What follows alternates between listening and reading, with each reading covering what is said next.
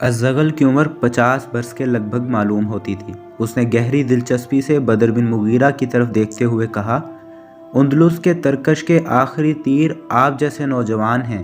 बदर बिन मुगीरा ने कहा, आपकी हौसला अफजाई का शुक्रिया, लेकिन बदकिस्मती से उंदलुस में तीरों को परखने वाले हाथ रबाब के तारों से खेल रहे हैं।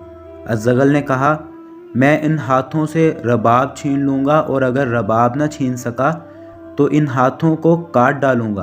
उंदलुस के नाकारा हाथ अगर रबाब के तारों से खेल रहे हैं तो वो इसलिए कि उनके पास तीर नहीं हैं। मैं उनके लिए तीर जमा कर रहा हूँ। मैं तुम्हें गरनाता की फ़ौज में शामिल होने की दावत देने आया हूँ। बदर बिन मुगीरा ने कहा, यह दावत मुझे पहले भी दी जा चुकी है, लेकिन मैं और मेरे साथी गरनाता के ऐवान शाही की नुमाइश का सामान बनने की बजाय इस जंगल में रहना ज़्यादा पसंद करते हैं। यहाँ हमारे पास संगे मरमर के महलात और अतलस की कबाएँ न सही, लेकिन हमें ये इत्मीनान है कि हम अहले गरनाता की तरह नसरानी बादशाह के ग़ुलाम नहीं।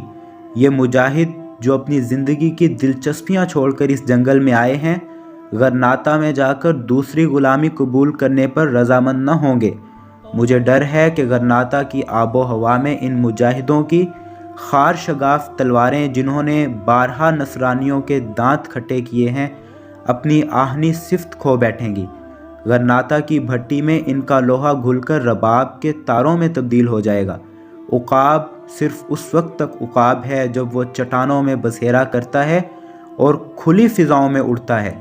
उसके बाद सरहदी उकाब को अज़्ज़गल की जानिब से जिहाद के ऐलान की खुशखबरी सुनाई गई और बदर बिन मुगीरा बिलाखिर गरनाता की फ़ौज का हिस्सा बन गया।